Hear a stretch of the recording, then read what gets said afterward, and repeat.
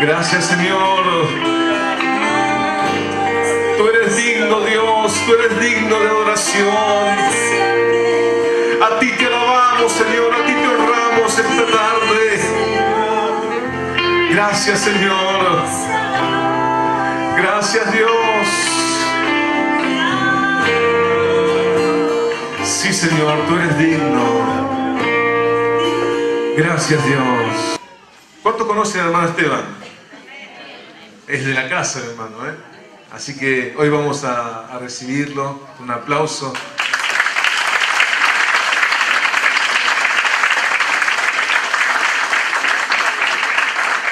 Gloria a Dios. Qué grande es estar en la presencia de Dios, ¿no? Qué bendición. Vamos a cantar el coro una vez más. Ya se iba. Es lindo decirle a Dios santo, santo, ¿no? Dios todopoderoso. La adoración atrae la presencia de Dios, por eso el Señor está aquí en esta noche, en esta tarde. Vamos a cantarle al Señor. Gloria a Dios. Cierre sus ojos y cántelo como una oración, hermano. Si usted tiene una necesidad, olvídese de eso ahora y usted ponga su corazón en la presencia de Dios y adórele. Ámelo. Ámelo. Ámelo. Ámelo. Oh Espíritu Santo. Oh poderoso Señor. Señor. Precioso Jesús. Precioso Jesús.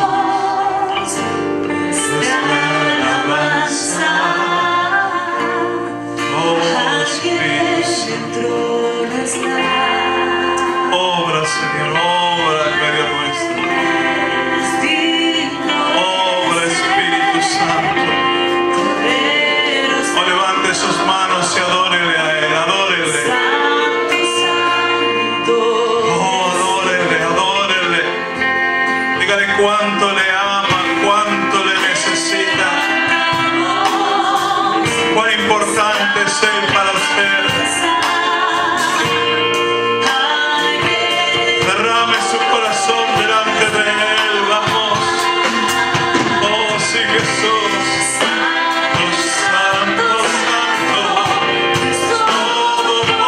Todopoderoso. ¿Quién fue? ¿Quién es y quién vendrá?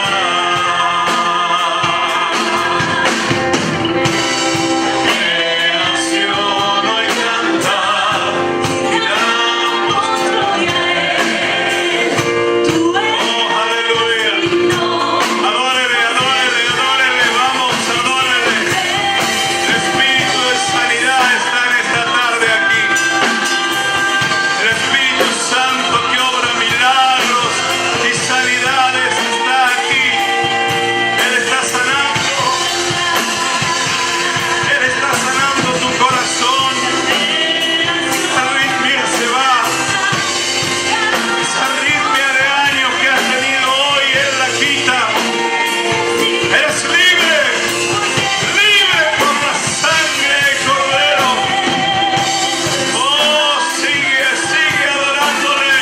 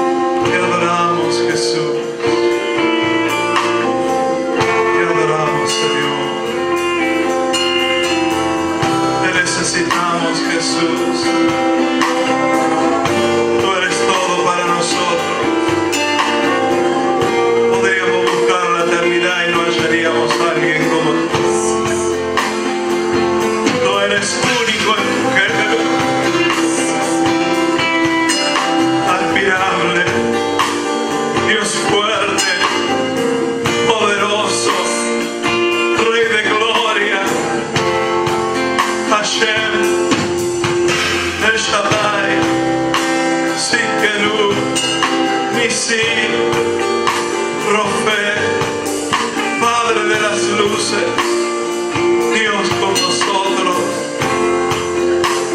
el gran yo soy el que soy. Oh, te adoramos, Jesús. Hay tanto poder en ti, Señor. Tú eres la fuente de gracia y de poder. Gracias, Jesús. Gracias, Jesús. Gracias, Jesús. Gloria a tu nombre, Señor. Oh, te adoramos, Jesús. Muy bien. Den un aplauso fuerte al Señor. Qué grande es el Señor. Gloria a Dios. Qué grande es el Señor. Qué bueno es Dios, hermano. ¿Verdad? Dios es tan bueno, hermano. Es tan generoso con nosotros. Dios es un Dios de una gran generosidad, hermano, hacia el ser humano. Dios nos creó, nos rebelamos, nos alejamos de Él, y sin embargo Él envió a su Hijo. Podía habernos olvidado directamente y podía haber creado otra raza, otra tierra. Dios puede hacer todas las cosas. Sin embargo, decidió no olvidarnos. Imagínense que hubiera sido de la raza humana si Dios decidía olvidarse de ella, ¿no? Ni siquiera hablar de condenar, simplemente olvidarse, ignorarnos. ¿Qué hubiera sido de nosotros, hermano? Sin embargo, Dios, que es tan generoso y tan bueno, envía a su Hijo y nos redime y nos salva a través de su muerte y resurrección. Y Él sigue mostrando su generosidad, hermano, porque Él sigue siendo generoso con nosotros todo el tiempo. Le fallamos a Dios minuto a minuto y Dios nos perdona minuto a minuto. Y no está viendo nuestras fallas, y no está viendo cuánto nos ama y lo que llegaremos a ser cuando seamos redimidos y transformados completamente en la presencia de Dios. Dios es un Dios generoso y tenemos que aprender de su generosidad también. Ser generosos como Él es generoso. En todo lo que hagamos, ¿no? Uno cuando habla de generosidad, la gente ya piensa en plata. ¿Veo cómo es el ser humano? Cuando uno le dice, dele algo a Dios, ya piensa, me van a pedir plata. Todo no es plata. La plata no existe, hermano. La plata es algo simbólico. Creo que los argentinos tenemos que aprenderlo más que nadie en el mundo. Hemos tenido no sé qué cantidad de billetes diferentes, ¿no? Australes, patacones, lecop, el peso ley, el peso argentino, el peso no sé cuánto. Así que creo que si uno se pone a pensar, en realidad el dinero no existe, es algo simbólico. Lo que sí existe es la prosperidad que viene de parte de Dios. Eso sigue siendo igual siempre. De la misma manera que Dios sostuvo a Jeremías, a Noé, a los apóstoles, sigue sosteniendo a su iglesia y sigue bendiciendo a sus hijos. Y no se devaluó de ninguna manera. Entonces, ¿de qué preocuparnos, no? Algo que el Espíritu Santo, no sé si será para alguien especial, pero después voy a predicar. Una vez le preguntaron a un predicador, porque había en Asia una secta que no era cristiana, que tenía poder para resucitar a los muertos. Entonces le preguntaron, y medio como para ponerlo a prueba, cuál era la diferencia entre el Espíritu Santo y lo que obraba en esa secta. Y el hombre le dijo muy sabiamente que el Espíritu Santo es el único poder que existe en toda la creación que tiene poder de regeneración y redención. Esa es la gran diferencia entre lo que el día. Yo era joven, íbamos a San Juan a predicar y vi a un hermano que tenía un don de sanidad muy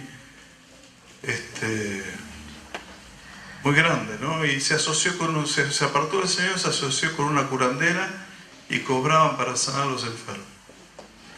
Imagínense cómo terminaron los dos, ¿no?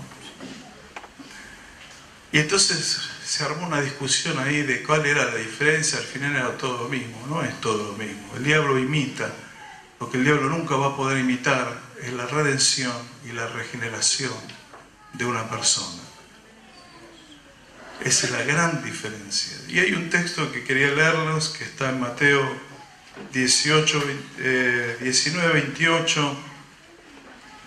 Dice, regenerar es hacer todo de nuevo, ¿no? Dice, de cierto os digo que en la regeneración, cuando el Hijo del Hombre se siente en el trono de su gloria, vosotros que me habéis seguido, también os sentaréis sobre 12 tronos, para juzgar a las 12 tribus de Israel.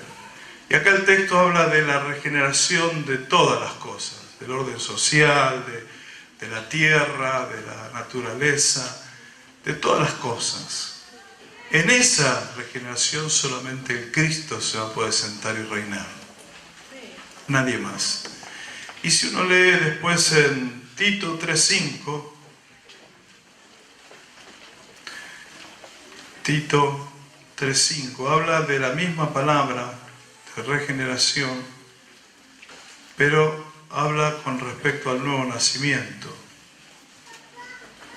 3:5 dice, nos salvó no por obras de justicia que nosotros hubiéramos hecho, sino por su misericordia, por el lavamiento de la regeneración y por la renovación en el Espíritu Santo. O sea, hemos sido salvos no por obras nuestras, sino que Él, por misericordia, nos regeneró. Y fíjese lo que dice acá, está hablando de renovación y la regeneración por medio del Espíritu Santo. Y eso es lo que Dios está haciendo en nosotros todo el tiempo.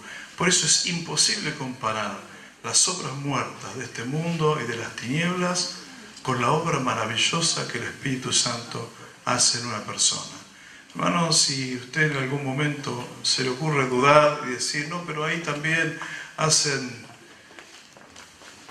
milagro y qué sé yo, piense que el único que tiene poder para regenerar su vida y redimirla es Dios, es el Espíritu Santo.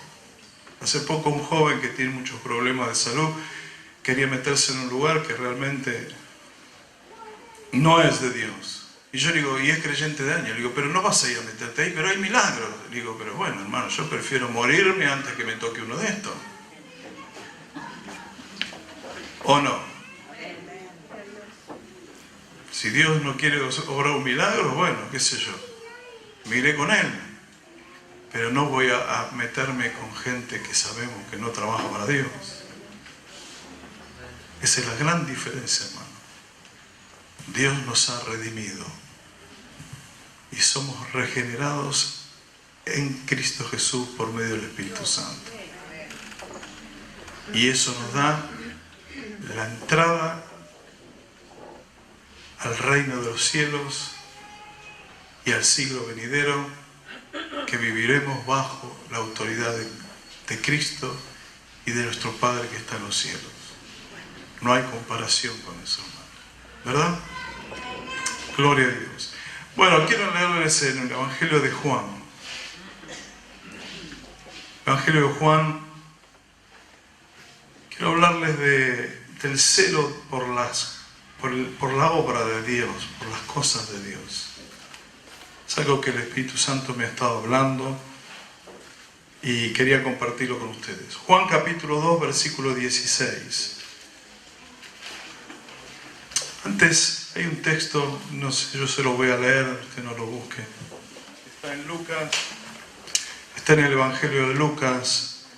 Es un texto conocido que dice en la Biblia de lenguaje sencillo: yo he venido para encender fuego en el mundo y cómo me gustaría que ya estuviera ardiendo. La Reina Valera dice: fuego vine a echar a la tierra, en la tierra. ¿Y qué quiero si ya se ha encendido? Y uno dice, ¿qué querrá decir ese texto? Bueno, unos comentaristas dicen que el texto habla del fervor del cristiano cuando se convierte.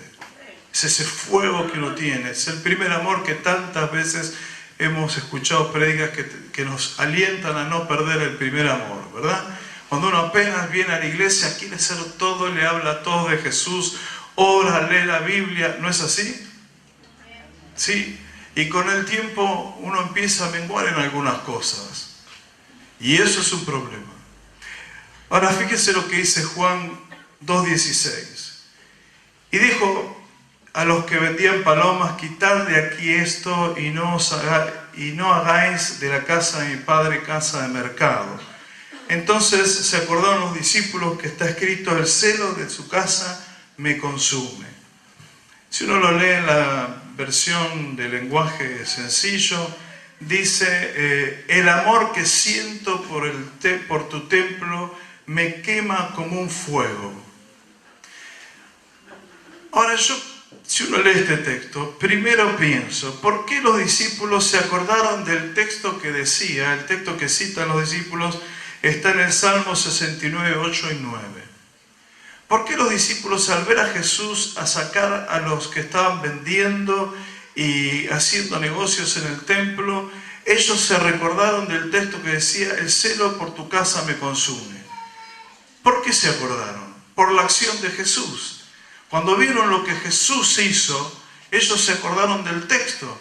Ahora, qué interesante que en la traducción del texto es el amor que siento por tu templo me quema como un fuego. Cuando uno está ardiendo por Dios, hermano, y a usted recuerde cómo somos nosotros ahora, hay algunos que fueron antes y ahora no tanto, pero cuando uno se convirtió por primera vez y uno empieza a tener un celo por las cosas de Dios, que quiere aprender la palabra, que quiere hacer la voluntad de Dios, que cuando algo no le sale bien uno se siente mal y se arrepiente, ¿verdad? Es así. Con el tiempo y con la continuidad y por ahí el mundo que nos cachetea de un lado para el otro, uno va perdiendo eso. Y a veces pasa, y no nos pasa a todos, pero a veces, acá ninguno, pero yo conozco por ahí alguno que puede ser, que ya no se cuida tanto de su templo. Es interesante que a Jesús lo que le molestaba era lo que estaban haciendo en el templo de Dios. Bueno, hoy nosotros somos el templo, ¿no?